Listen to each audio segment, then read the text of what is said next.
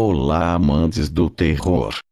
Turma da Mônica fez e ainda faz parte da infância de muita gente, mas até onde um desenho infantil pode chegar? Sabemos que não só Turma da Mônica, mas diversos desenhos animados a mensagens subliminares, episódios perdidos e toda e qualquer coisas obscuras que encontramos na internet. Hoje lhes trago uma dessas coisas obscuras. Desde já deixe seu like e, se possível, compartilhe. O terror merece ser compartilhado. Bom proveito!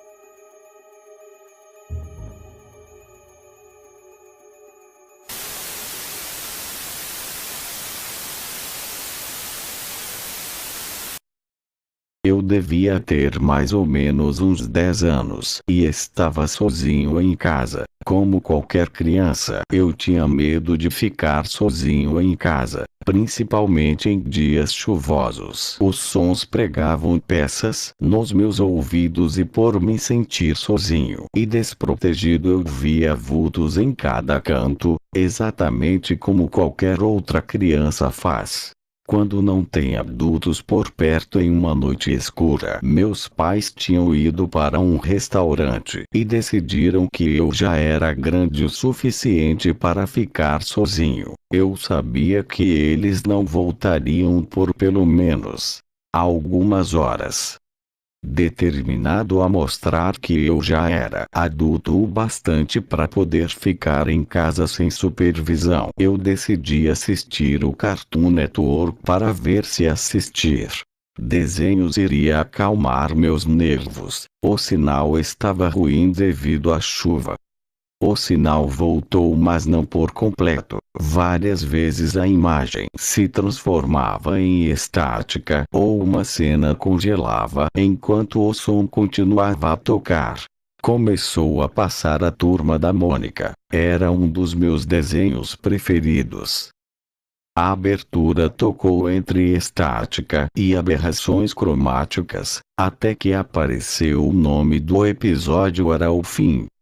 Não me lembrava de ter visto um episódio com esse nome e fiquei chateado por não poder assisti-lo direito devido à chuva. Quando ele começou a passar, reconheci uma das cenas. Era aquele episódio em que o Cebolinha e o Cascão usam ketchup para fingir que estão mortos. O Cebolinha e o Cascão estavam tirando sarro da Mônica como sempre. A cena com a reação da Mônica pulou algumas vezes e congelou, traçando riscos pela televisão de tubo.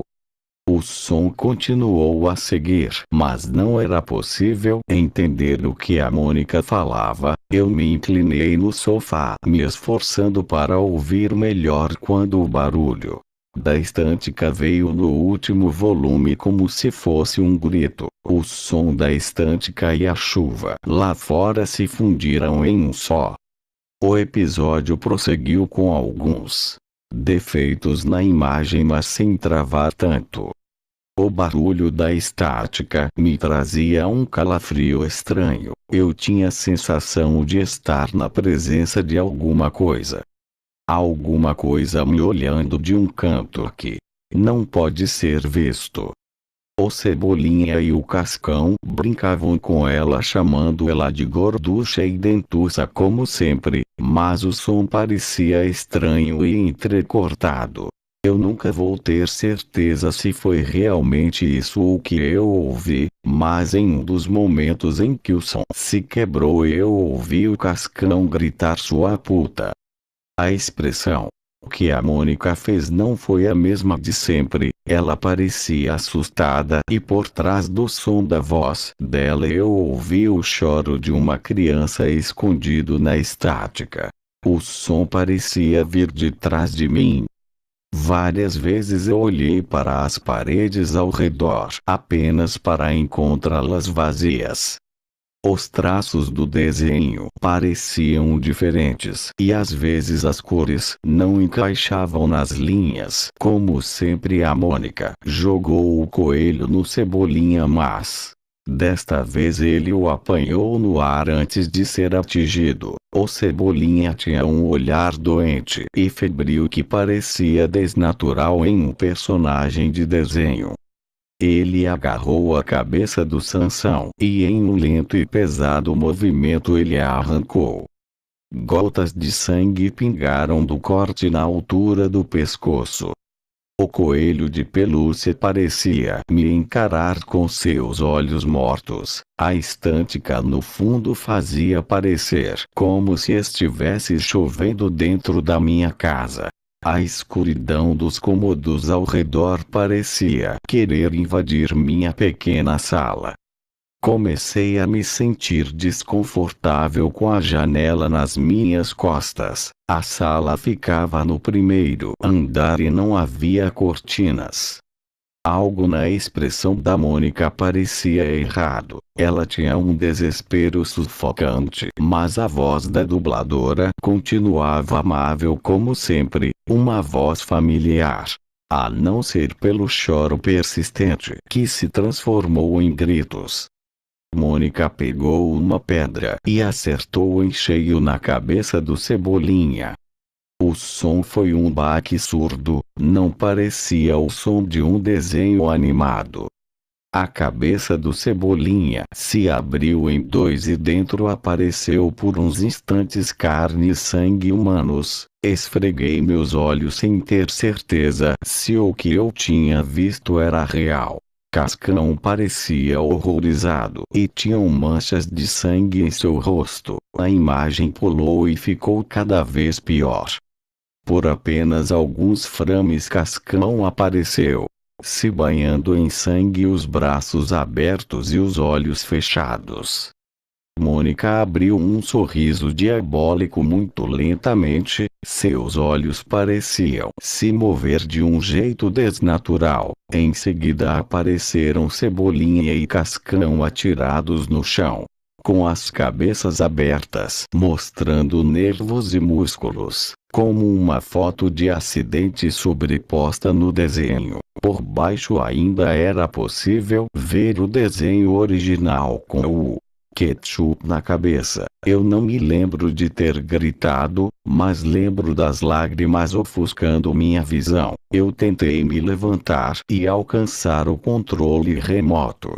Mas um grito emergiu da estática e apareceu uma imagem da Mônica com as órbitas dos olhos vazias, bem no centro da tela.